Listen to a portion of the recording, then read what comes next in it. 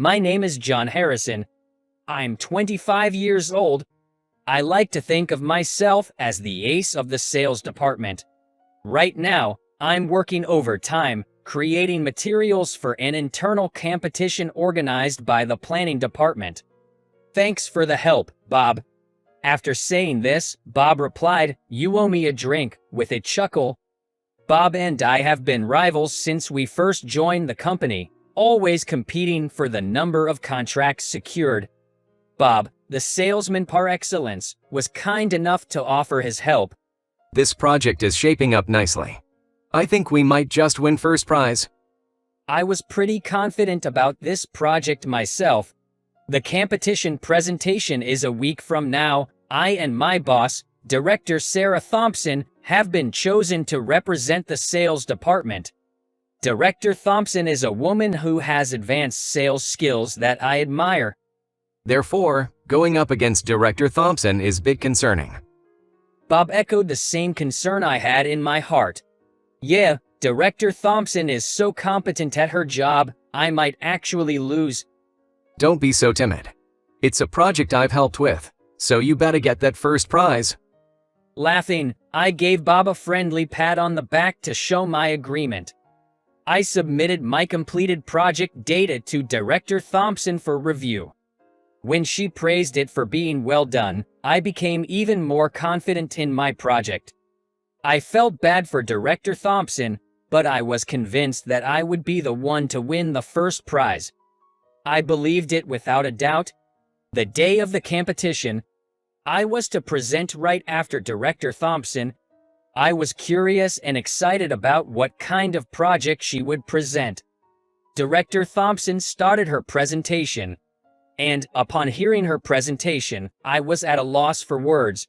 The content of Director Thompson's presentation was strikingly similar to mine. This can't be happening. I was unsure of what to do next.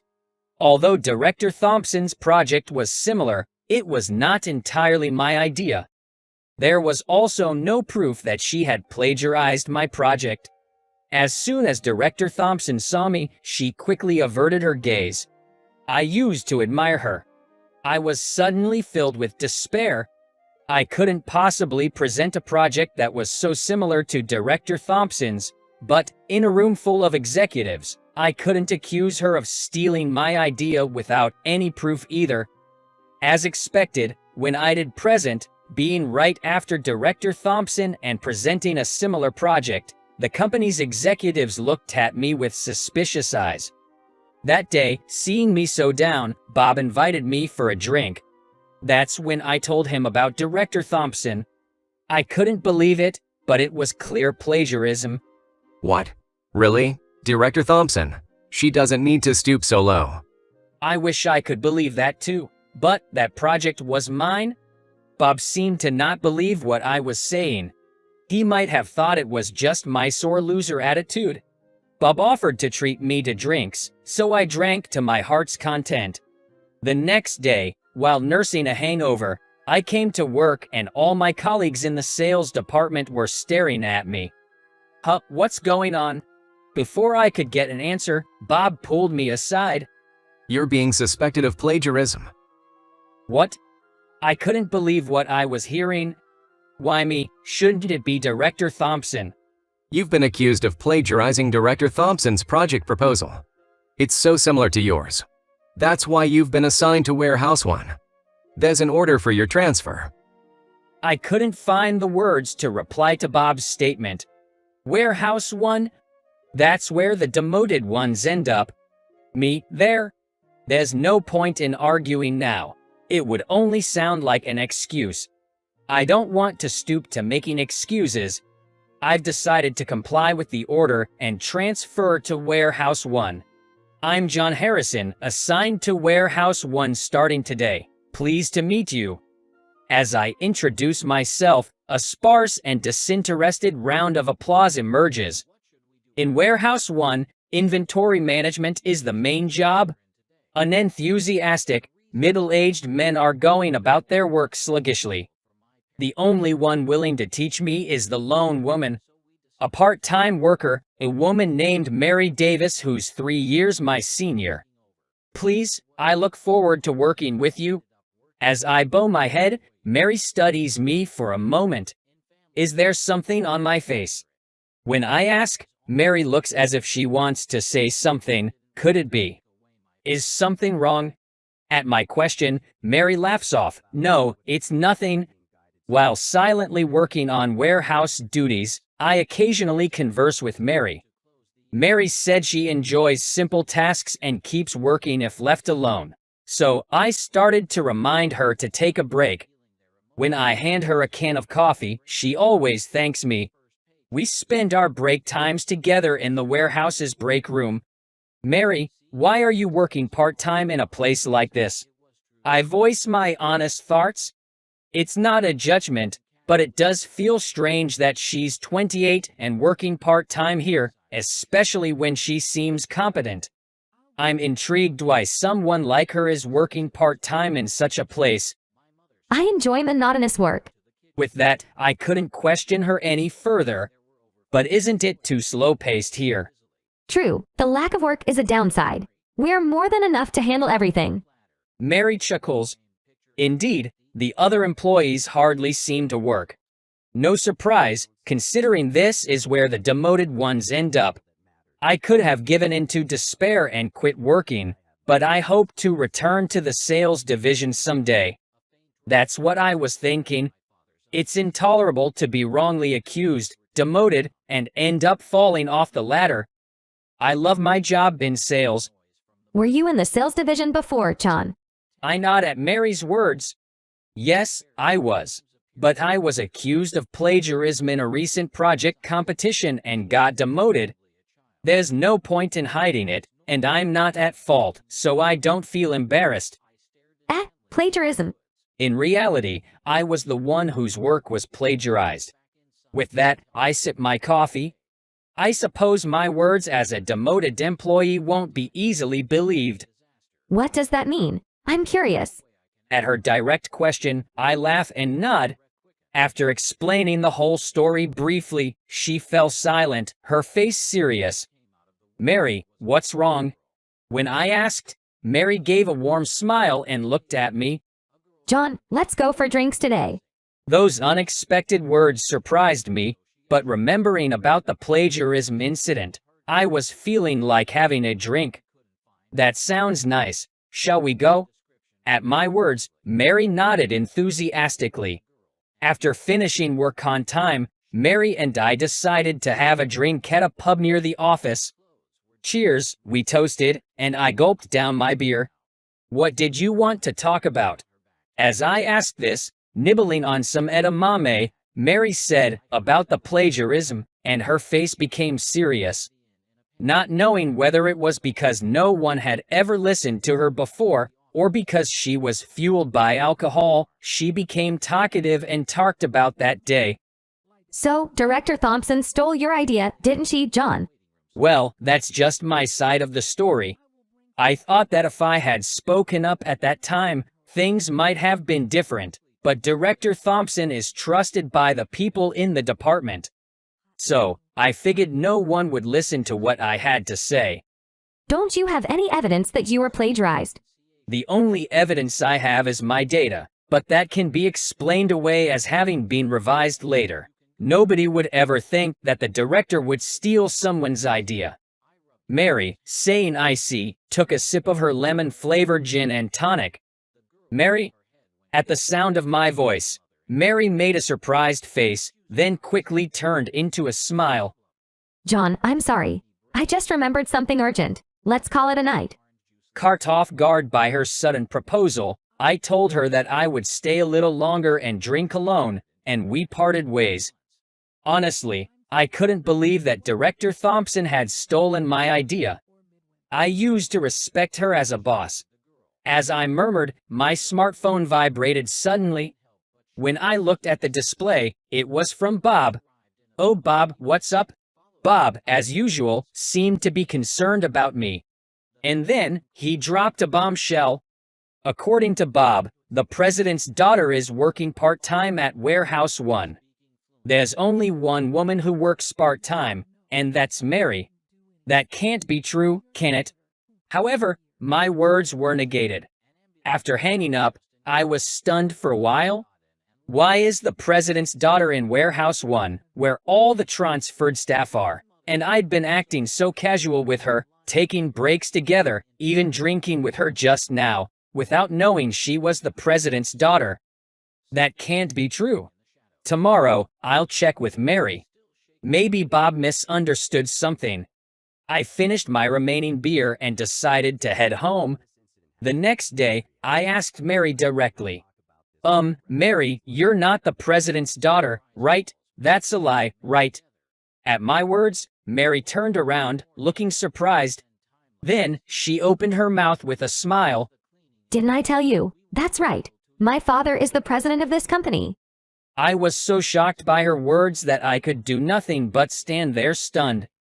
On my desk, there was a cardboard box and a note that said to the sales department. I let out a small groan. I guess I'm supposed to take this box to the sales department. But I don't want to go there. I was demoted from that department. I look around to see if anyone else can go instead of me. But no one would meet my gaze, leaving me feeling at a loss. Oh, where's Mary? Looking for Mary, an elderly employee told me that Mary was taking the day off. What a shock. So, with a heavy heart, I loaded the cardboard box into the car and headed for the head office. Standing in front of the head office, I let out a big sigh. I was hesitant to go to the sales department, but it was part of the job, so it couldn't be helped. With the cardboard box in my hands, I stepped into the sales department. Up, John? Bob called out to me, and somehow I managed to greet him with a smile. Oh, I was told to take this to the sales department. Saying that, I pushed the cardboard box onto Bob. Wait a second, John. As I was about to leave the office and open the door, Mary was right in front of me, which surprised me. Hup, Mary, aren't you off today? Oh, John, good timing. Could you spare a moment? With that, Mary smiled, and standing next to her was none other than the company president. Per president, good afternoon. Surprised, I bowed and greeted him. The president nodded with a gentle expression. John, could you come here for a moment? Mary grabbed my arm, and I was taken to the sales department office. Good afternoon. Is Director Thompson here? Mary's big, beautiful voice echoed throughout the office.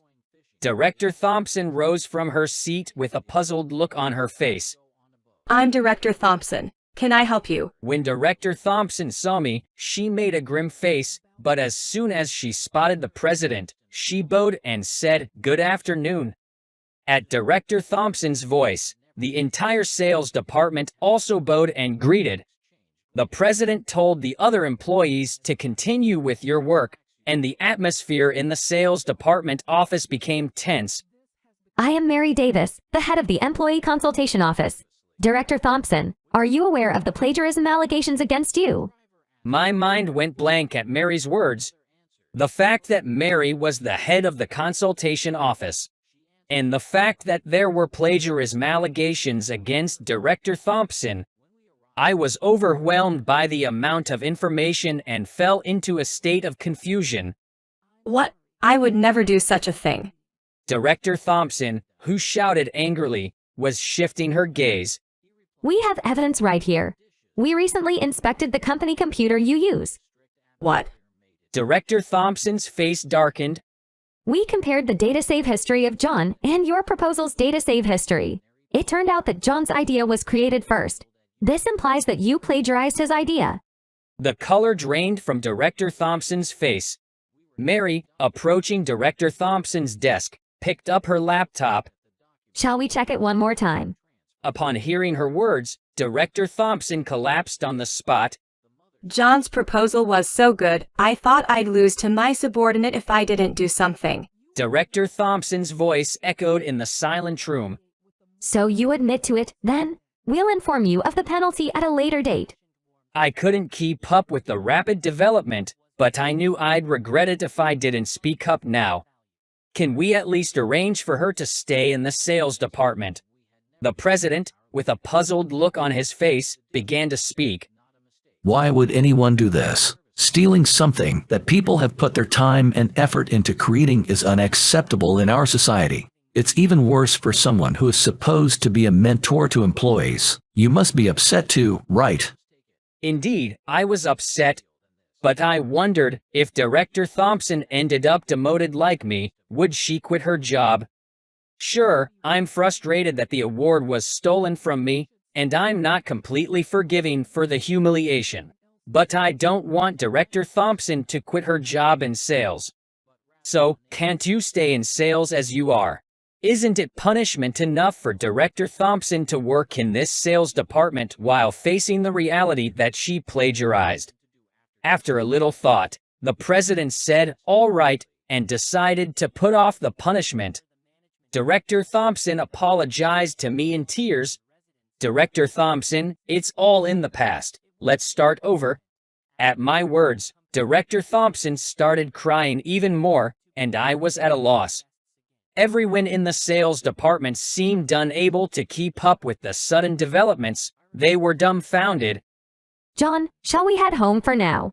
Mary suggested, and we left the sales department together.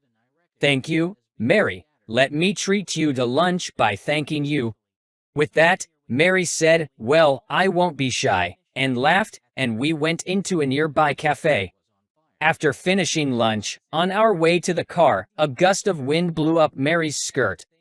I spotted a burn scar on Mary's slender leg, and I recognized the scar.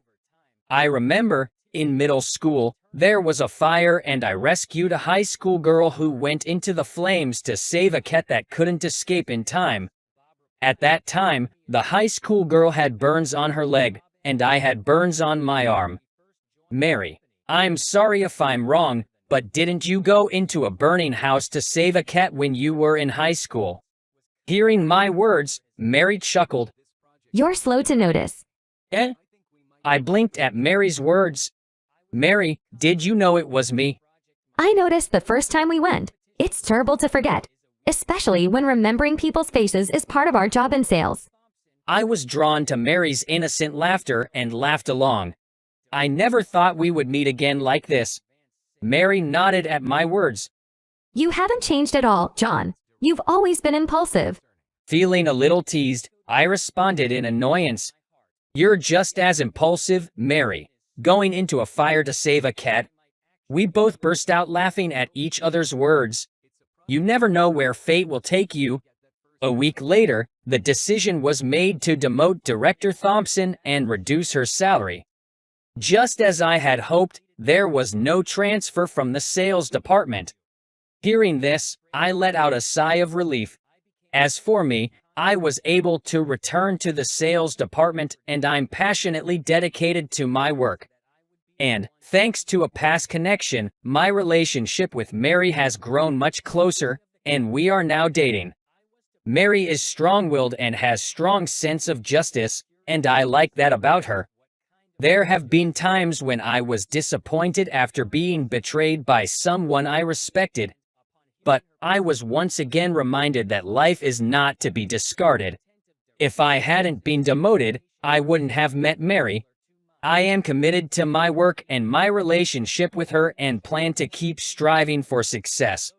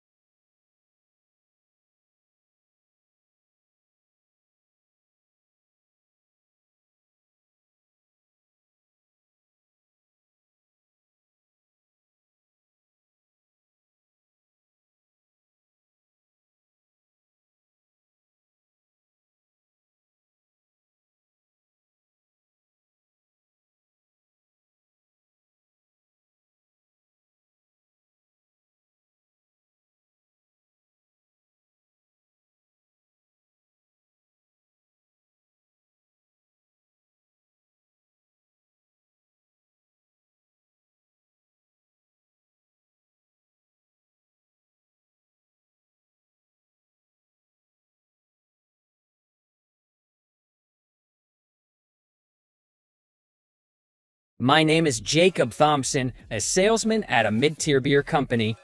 My name, Jacob Thompson, sounds pretty manly, but I haven't quite lived up to it.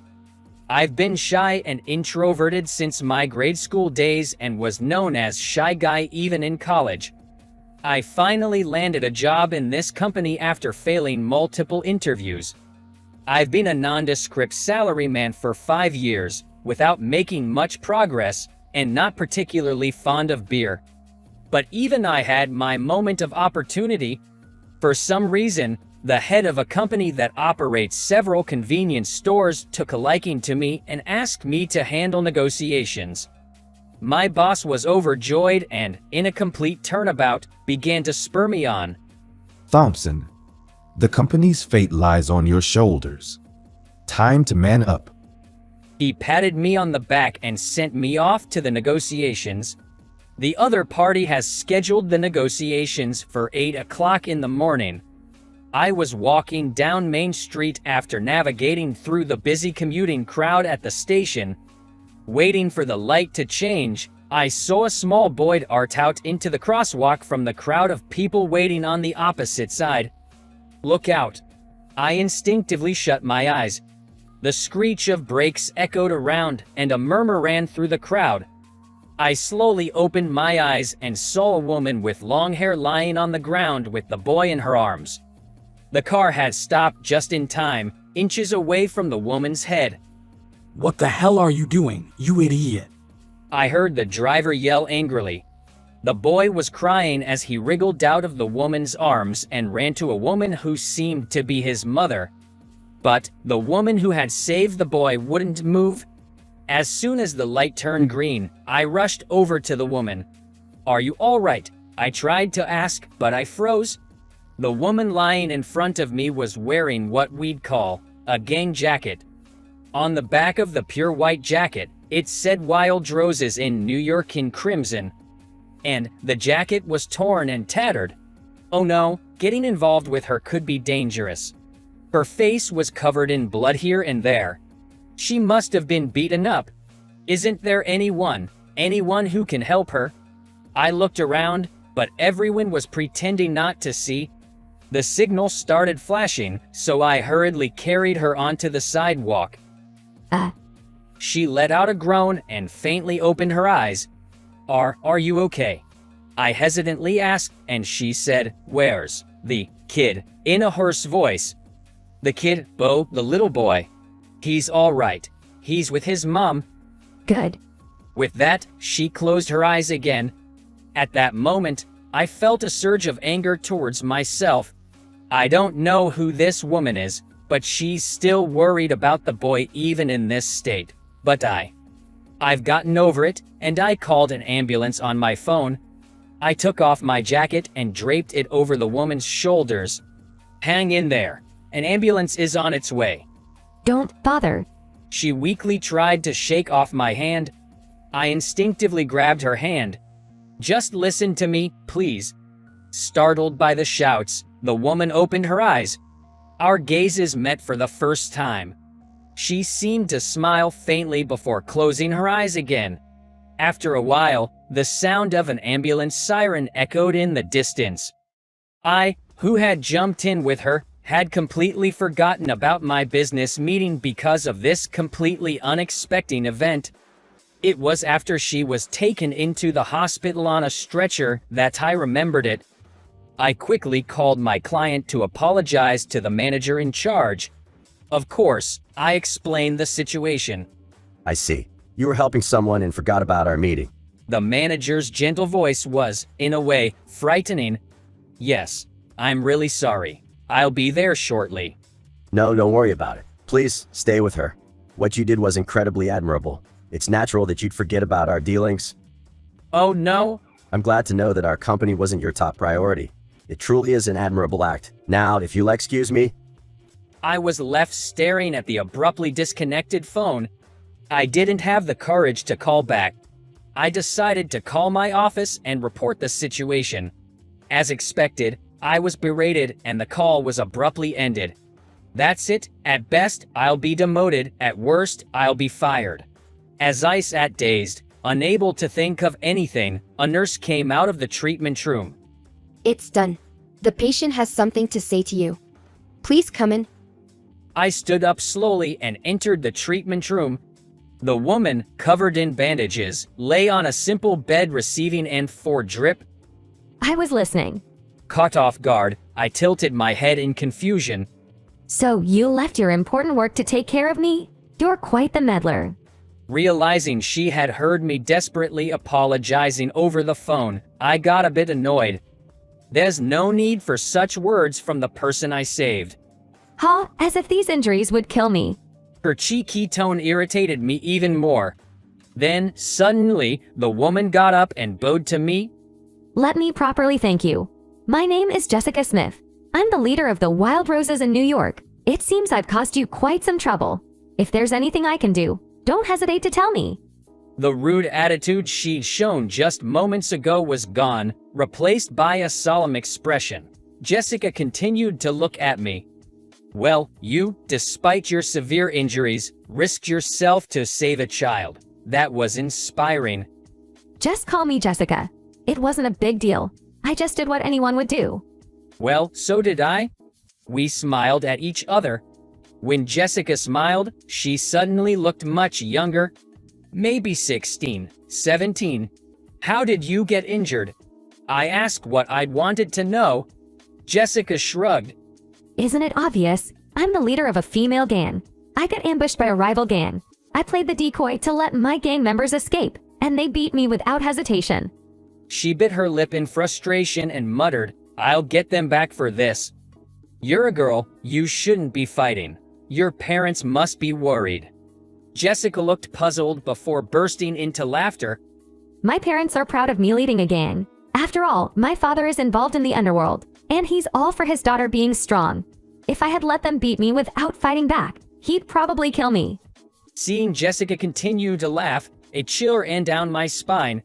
I should avoid getting involved any further. Do well. I'm glad your injuries weren't severe. I have to get back to work, so. As I turned my back to leave, I heard, wait up. I'll pay you back someday. I'll definitely help you out whenever you're in a tight spot. Give me your business card. I was told so intimidatingly that I couldn't refuse, and I timidly handed over my card. Jessica carefully stored it in her chest pocket. Thanks, Mr. Thompson. I won't forget you. Her smile was dazzlingly beautiful as she said that. Afterwards, I managed to avoid being demoted or fired, but I was given a sinecure position. I've been sent to a department called document management, where I spend each day sorting files. It's full of old-timers.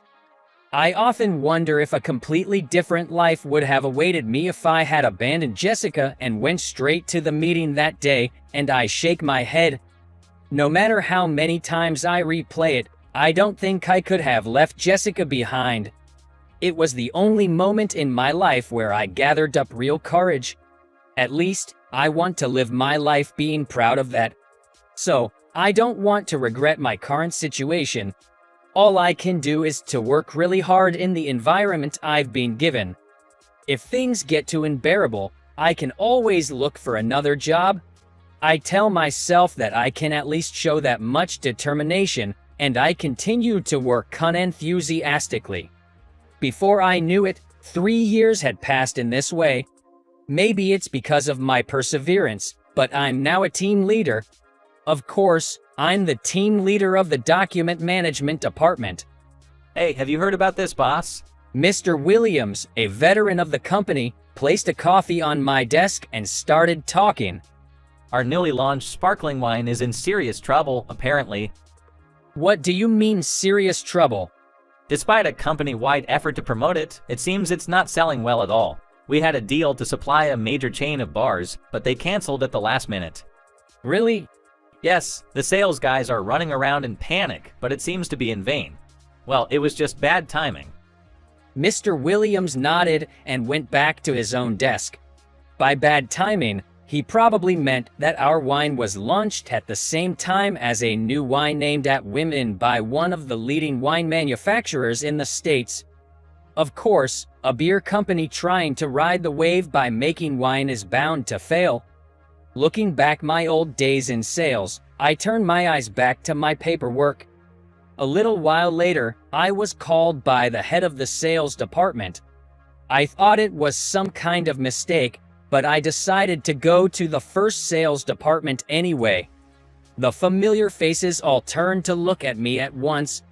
I was taken aback by the intensity of everyone's gaze. What? Did I do something? I left here 3 years ago. I don't think there's anything that I could be reprimanded me for now. Team Leader Thompson, I'm sorry to trouble you by asking you to come all the way here. My former boss, with a beaming smile, patted my shoulder. He seemed different from the man who harshly reprimanded me in front of everyone when I failed in negotiations. No, today we have a customer who really wants to meet you. A customer? I've always thought you were a capable man, and it seems I was right. I'm truly delighted. I almost asked him, what, but I held back. I would love to know when he thought that. Well, come this way. The customer is waiting. He led me to the reception room with the eager manner of an innkeeper, which made me feel a bit creepy. When he knocked on the door, a woman's voice said, "Please come in." "Excuse me," I said, and walked into the room. There was a young woman in a suit sitting on the sofa. When she saw me, she stood up. It's been a while, Mr. Thompson, she said briskly, bowing her head. Who is this woman? I stared at her in thought. At that moment, I had a flashback to events from 3 years ago vividly. Jessica? Yes, you remember me? I'm glad. Her smile was the same as the last one she gave me years ago. With her hair neatly styled in a bun, dressed in a cream-colored suit, Jessica had fully transformed into a mature woman. She is the sales manager at Aegis, a company that owns several clubs here in Manhattan. They're interested in using our newly launched sparkling wine at all of their clubs, said my boss, his face lighting up with excitement. I was still trying to make sense of everything. Surprised, aren't you? Aegis is a company my father runs. I promised to help out once I turned 18, and they've been quite lenient with me. You know what I mean by lenient, right? Jessica said with a mischievous smile. She was probably referring to the wild days of her youth. As for our deal with your company, I specifically requested you, Mr. Thompson, to be in charge. You'll handle it, won't you? Without waiting for my response, my boss turned back towards Jessica. Mr. Thompson is a protege of mine. I taught him everything he knows about this job. I'm so happy as if it happened to me, he said, laughing heartily. As the boss laughed, I muttered to myself, "Yeah, right." The next moment, Jessica echoed my thoughts. "Well said, old man," she said, laughing. The boss's laughter abruptly ended. You guys pushed him aside to a dead-end job, didn't you? All because he chose to help others instead of focusing on some important business deal. What a great company. Without Mr. Thompson, who would want to do business with you? Contrary to her harsh words, Jessica never lost her smile, and she was more intimidating than I remembered. The boss was speechless. I'll purchase your wine out of respect for Mr. Thompson. But if you want our business to continue, you'll need to step up your game. I tasted your wine and it's not really the quality we would serve at our clubs. First, learn to value good people. Without good employees, there's no way you can do good business. That was an awkward silence. Peeking over, I saw the boss staring at Jessica, looking like he was about to faint. I was holding back laughter. Jessica in her cream suit reminded me of her in her white leather jacket back then. Her poised demeanor was the epitome of a leader. Mr. Thompson, this is my way of repaying you. We're even now. It's your turn to step up, she said, extending her right hand. Without hesitation, I shook her hand. Of course, I'll do my best. It was an honor to help you that day. That experience has brought me to where I am today. I'm looking forward to it, she said. As Jessica and I exchanged handshakes, the sight of the boss trembling was rather comical. After that, I was reinstated as a sales representative, now in charge of handling Aegis. Jessica and her father, the president of the company, were very demanding of me, but it was the challenges that made the work rewarding. If I had thought that they only gave me the job out of pity, I would have become disheartened. But Jessica always treated me as an equal, and that helped me believe in my own abilities. A junior colleague commented, "You've become more of a man lately, Mr. Thompson," which made me laugh. I wondered if I finally grew up as a man. Being around Jessica, I felt myself growing, which made me feel positive. To me, Jessica was more of a man than any other men I knew, who really I admire. When I said that to her, she punched me, though. Seeing Jessica's face, a mix of anger and sulking, I etched that image in my heart as if it were a treasured possession.